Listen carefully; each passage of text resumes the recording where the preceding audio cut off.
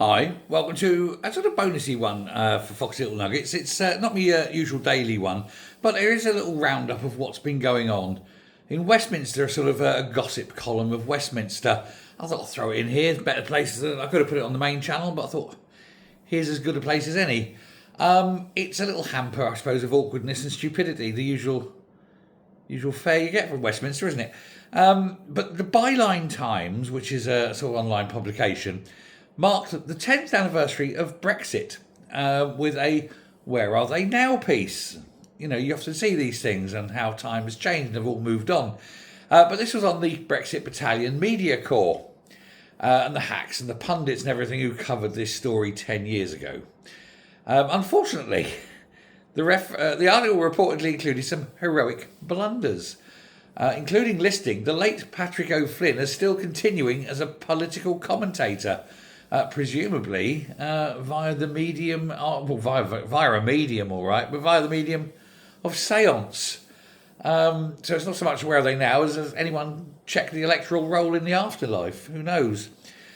Meanwhile, Oily Robbins may already have been robbined from a return to government, it seems. Briefings had suggested he may be brought back. He might become the National Security Advisor. But now Jonathan Powell is apparently staying put under Andy Burnham, because nothing says change at the top like keeping the same old pals of Peter Mandelson in place, regardless of how many dodgy dealings they've had or their very close and tight links with the Chinese government. But Robbins here, basically, the push came with Robbins. The push came from Helen McNamara, though one Downing Street source was less than complimentary, suggesting Keir should not reward someone who left him in the dark. But you never know. Will he get an honours in the honours list? Again, you never know.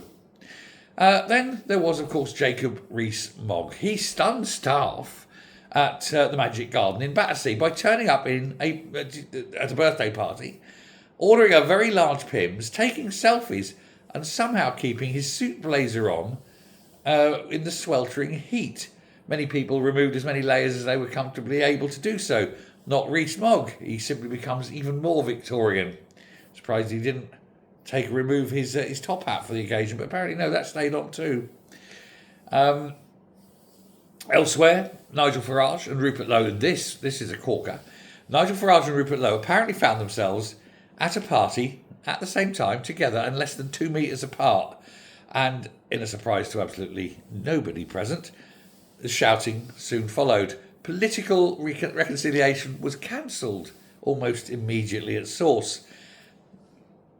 Nobody knows what they were fighting about, just general handbags, I presume.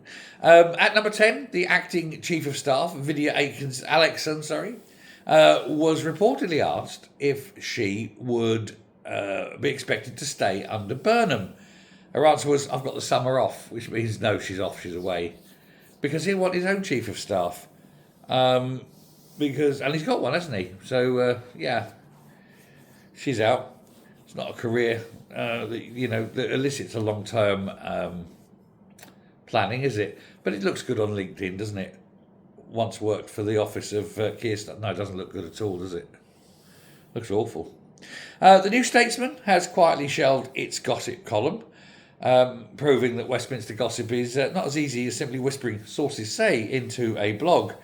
GB News, meanwhile, is enrolling staff in a new GB News Academy to teach them GB News values, including apparently applying for voluntary redundancy. Nothing says freedom like compulsory patriotism training on your way out the door. Yes. Finally, I wasn't going to do an and finally, but I suppose there is. And finally, the Welsh government published a speech. Oh, this was funny. I saw this. I've seen this several places. I don't know if you have, but it's absolutely brilliant.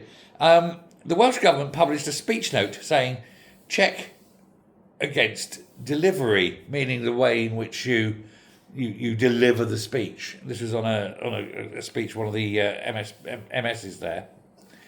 Only because Welsh is such an insanely complicated language for those who don't speak it, and often for those who do, there was a slight miscommunication. And instead of saying Finish your speech and check for delivery. It said check for vomiting. Well, I suppose it rather depends on who's speaking. So they might actually have meant check for vomiting. Because for once the civil service issued probably the most most honest political instruction ever. Give speech, check for vomiting. Yeah, well there we are. So that's it. Little roundup. Westminster, mad as bag of frogs. Still no sense coming out of them. Still no firmness is there. And it is nice to see that they keep getting things, wrong.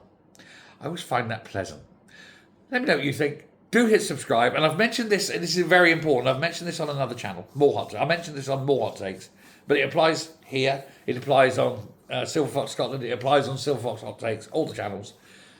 Please do hit subscribe. The government are going to be changing the rules, and you won't be able to see anything soon. Thanks a lot. Bye.